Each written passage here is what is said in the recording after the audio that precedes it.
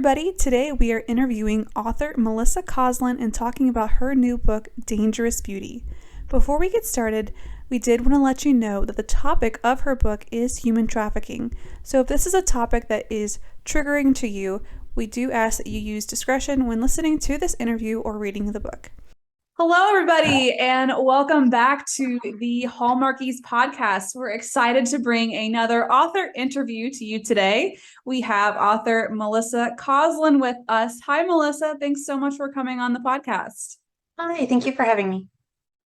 So just to kick us off, why don't you tell us a little bit about what got you interested in writing and how you got your start in the industry? Years ago, I randomly watched an author interview, and she explained how she had come up with the idea for her book, and I realized I have an idea for a book. And it had been in my head for a really long time. I just never thought about writing it down. And I was like, well, why not? So I started writing it down. It was horrendous, but it got better. Yeah. So the three of us here, we are aspiring writers, authors. We have lots of ideas. I think that's like the creative brain in us. So we can attest all to on that. Different levels and in different areas. Yeah. So we can attest to the trying to write in the horrendous. But how did you overcome that? How did you push past the hard part of the writing? Yes. Yeah. I read a lot of books on writing, because what they teach you in school usually isn't so much creative writing. It's more like term papers and you know what I mean? Right. It's more like research. Yeah. So it's completely the basic grammar, of course, is there. So that was useful, that I wasn't a complete idiot that way, but I didn't know how to write fiction very well. So I read a lot. And keep writing. Did you ever read the book Story Trumps Structure? No. Okay, that was recommended to me. I was curious if you'd read that because an author recommended that book to me to like kind of learn more about writing and stuff. So I was curious. Sounds interesting. Mm-hmm. So do you find yourself as more of a pantser when you write or a plotter? I'm more of a plotter, definitely. I have too many control issues. Okay. Yeah, that's funny because we've talked to several authors, and I think you're the first one that I've talked to that's actually a plotter. Everybody else that I've talked to, they've been pantsers, and I'm like, I don't know if I relate to that because I too am a control freak, and I need to know exactly what's happening. Yes, exactly. I need to know what's going on. Mm-hmm. Or we have a couple who try to be plotters and they end up being pantsers. Yes. But I like to have a lot of twists at the end. So that kind of thing, I like to, sprinkle little hints in there as we go. Yeah. So you kind of, if you're going to have this major twist at the end, you kind of need to know that in advance. Yeah, that's true. Yeah, that's where it helps the plot. So you can leave the trail of breadcrumbs, the clues through the story. Mm-hmm. And then you see it at the end and it's like, oh, that's the best kind. So talking about those twists, your newest book, Dangerous Beauty, was released earlier this month. Can you share a little bit about what it's about for our listeners? Well, it's about a young girl. Starts with her running away from her captors. She'd been brought over the border from Mexico into Texas by traffickers, and she managed to get free from them, and she's running through the woods, like just desperately trying to get away, scared out of her mind. And she ends up at this big truck stop, one of those big behemoth ones, and a guy comes along and he just figures it out what's going on, and he helps her. And then they have a discussion about what's going to happen to her next, and he realizes the only way to keep her safe, because she really can't go back to Mexico, she has no one, so the only way to keep her safe is marriage of convenience. So yeah, those were my two shock points in the book. I opened to the first page and I'm already, whoa, oh my gosh, she's running, oh gosh, okay, what's going on? And then how about we get married? What? I was like, did I read that right? Well, hopefully it all makes sense the way I described it. It did. Yes. Yes, there's definitely a lot of action right off the bat to draw you in. Good. But what was your inspiration for writing this book? Well, I think trafficking is the most horrible thing, and I don't think it gets nearly enough coverage. I mean, we're all worried about what celebrities think of this or that, and then we're not thinking about this that's so much bigger. Mm-hmm. You know, so I really wanted to kind of shine a light on that. And then I really wanted to write a character like both of the characters are a little bit interesting to me. I liked Liliana because I read a lot of strong women, but a lot of them are like kick butt strong women. You know what I mean? Mm-hmm. I wanted to write somebody who was really soft, but also really tough as nails. And I like that juxtaposition for her. And then I really wanted to write a character like Merrick, somebody who's mysterious, you know, dark, something like that.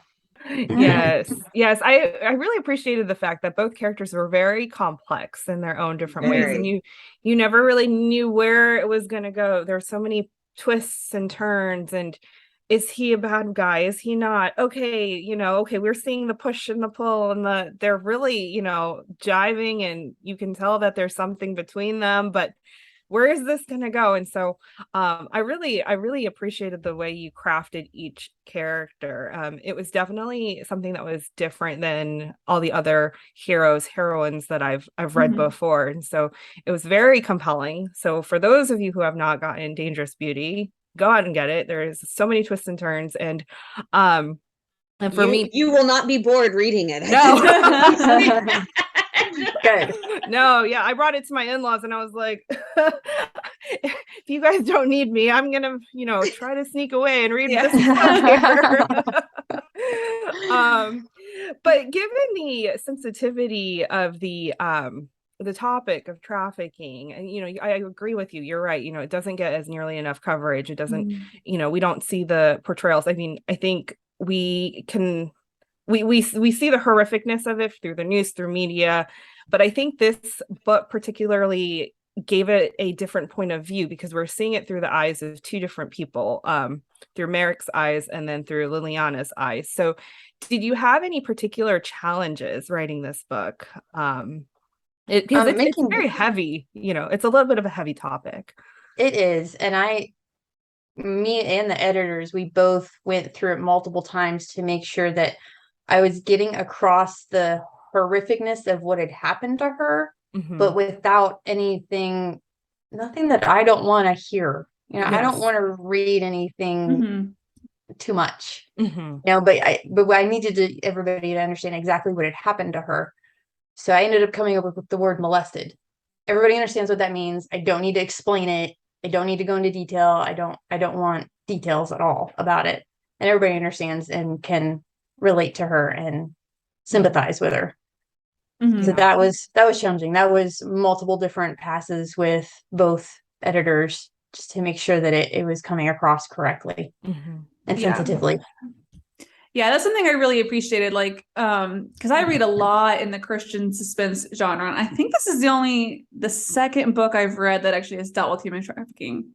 But I definitely appreciated that you didn't like completely shy away from like, this is, it's not a pleasant topic. It's horrific.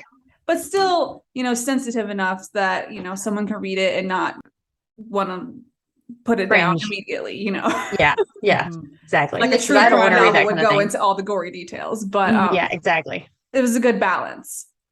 And I really liked how the characters didn't let each other back away.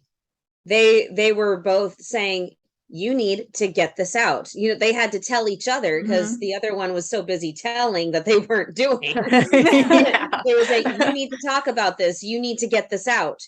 This is something that you need to deal with so that we can move on with life. We'd like to take a second and thank our sponsor for this episode of the podcast.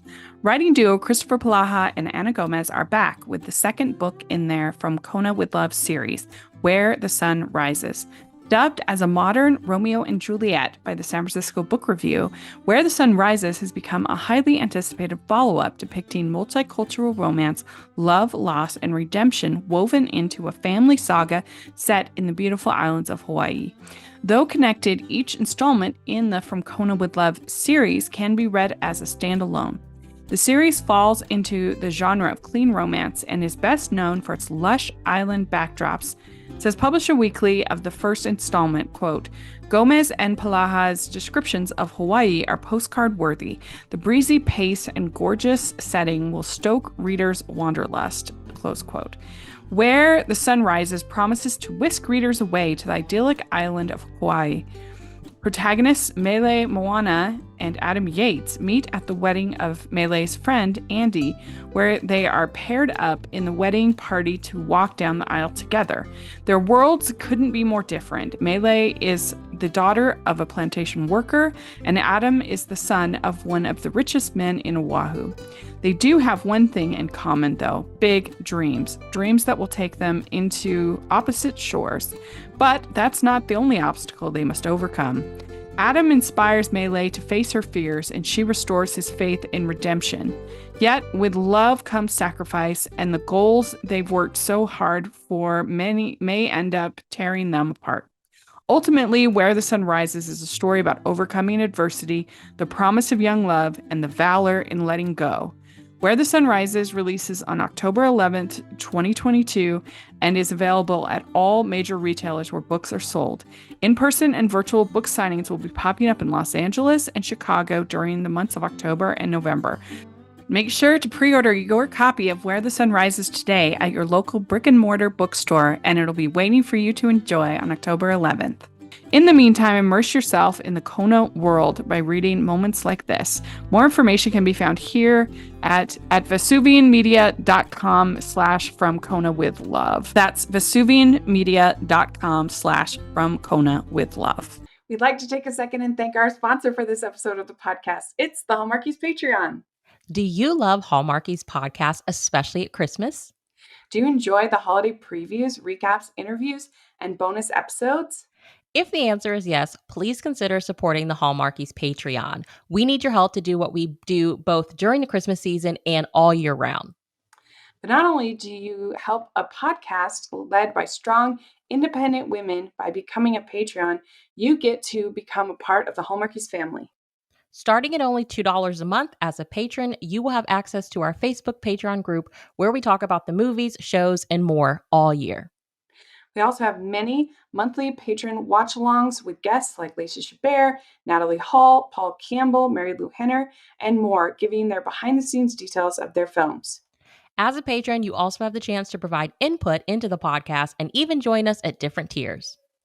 So this Christmas season, spread some cheer to the Hallmarkies Patreon and become a member today. You won't regret it. Go to patreon.com/Hallmarkies to learn more. That's patreon.com/Hallmarkies. So what do you want people to learn or gain from this book when they read it? What's your vision of what you want them to get out of it? Well, one, I just want them to read a beautiful story about two beautiful people who are broken and come together and build themselves back up again, and redemption. But I also want people to see that trafficking, kind of put a face on it, I guess, even though it's a fictional face, but it's still a face. And, there are people out there who have a story similar to Liliana's, I'm sure. And probably similar in Merrick's too, I'm sure. So I wanted them to, I feel like putting a face on it like that makes people a little bit more passionate about it. It's not something that's like, oh, it's over there. Right. No, it's in our country, and it does affect people, and there is a face on it, and it's hurting people, and we need to be more serious about it. There was actually this documentary I watched. Now, if you're listening, do not watch this documentary if you can't handle the sensitive nature of the topic. It was called Nefarious Merchants of Souls. I don't know if you ever heard or seen it, but it goes into it has people who telling their stories of how they ended up in trafficking, and some of it is just so shocking. In other countries, that's just what happens. The parents sell their daughters, and that's just normal. Everyone knows it, and it's just what's happening. And then it was a really interesting documentary. I watched it in college just to see how some people entered the trafficking industry, and then how hard it is for them to get out, and how it affects their self-worth and self-esteem. So yeah, it's something we need to talk about more, because it is happening right here, right now, in all of our cities. Yeah. Did you have a brush with it of some kind that gave you the inspiration, or did you come up against something that you saw, or was it just a topic that you thought needed more light? Thank God, no. I've never had anything like that in my life or anybody that I know. Thank God. It's just something that I'm very passionate about. It just deeply disturbs me, I guess. Sure. Yeah. I have a friend here. She has a nonprofit. It's called NICI, so Network. I'm going to mess up the acronym, but basically, it's they help with the rescues of people who have been trafficked and stuff, and they set them up in a way where they're first responder. They're right there when the rescue happens. They get the survivors, they put them up in a really safe place, get them medical help, get them all the help they need, and then they try to find the best recovery program for them anywhere across the country, because not all recovery programs are the same. And so that's definitely something that I've learned more about in this last year, really, is just it takes a lot of people to combat this and to stand up against it. And so that was another reason why, when we were looking through the catalog of books, I was like, oh, well, this is an interesting topic to read about in fiction. And, it's definitely something I think, I would recommend to other people who don't quite understand what trafficking truly is, especially in this country, because we think that it's just overseas, it's fine, but like it happens in our backyard. And I'm in Florida, and so when I was talking to my friend and she was sharing a lot more, like she was basically teaching me, we learned, like I learned that it's not just like sex trafficking, it's also labor trafficking. And like Florida is such a big place for it, just because of our industry. It's very touristy, and we've got all the sports down here, and we're right at the crux of I-95 and I-10, and so you have all of these methods and ways. And so so I just wanted to thank you for writing this book, because it is such an important topic. And I've learned so much more about it. So so thank you so much for writing this. Thank you. Shifting gears a little bit, because I know you said that you kind of got your interest in writing and starting writing based on hearing an interview from another author. So what is something that you would share with people out there who might want to get into writing, maybe a piece of advice that helped you? A few things. One, keep learning, be open to advice. Like I used to run a critique group, and there are kind of what we told all the new members is listen to everybody, listen openly, but in the end, it is your choice. It's your story. However, if everybody's saying the same thing, you should listen a little harder. So it is your story, and make sure that it comes from you and nobody else is writing it for you. But also, don't be arrogant. Listen. I really like that. I think that's a solid piece of advice. I feel like I can write this down and put it on my Do you have an author that's inspired you? Maybe either from when you're a child or in present day? I guess the writing that inspires me is probably Charlotte Bronte. Okay. I know it's old and a lot of people don't read the older stuff as much, I know, but it has a way of being dark but also this beautiful love, beautiful romance about it. So like Jane Eyre is my absolute most favorite book on the planet, but she's written several others that I like quite a bit as well. Do you have any upcoming projects that you can talk about or tease a little bit? I am writing something. I'm only writing something, but I don't have anything under contract right now. So go out and buy Dangerous Beauty. Because that's what we're getting for the time being. And you had one book before Dangerous Beauty as well, right? Never Miss, I believe it was called. Yep. Awesome. And then I also I wrote with Mike Napa, The Dream Within a Dream. It was the last in his book series. It was Annabelle Lee, and then the Raven, and then A Dream Within a Dream. And he couldn't finish it because, well, he lost his wife, and he couldn't. So he came to me. He used to be my agent, so he came to me and I finished it for him. So I did that too. Oh wow. So what are the basic plots of those two? So A Dream Within a Dream they're all obviously from Edgar Allan Poe. Yes. Somehow related to those. So A Dream Within a Dream, there's no romance because Mike is not a romance writer, but there's lots of action. I'm not a huge fan of romance, that man. Lots of action, lots of intrigue, and it's about well, some people said there's a little bit of National Treasure in there. So there's I'll leave it with that. And then Never Miss is about a female sniper. She used to be in the CIA. And so she was like this elite sniper. And she comes from a family of snipers, actually. And she finds, she comes across this guy, and she ends up saving him from being assassinated because with her skill set, she saw what was happening. And then we find out that he's this brilliant scientist, and he's figured out that Ebola is not a natural phenomenon. It was created. So, and then that leads to a big long chase. Whoa. All right. Adding this to my TBR list. I was gonna say it kind of sounds right up my alley. Yes. Yeah, Jess.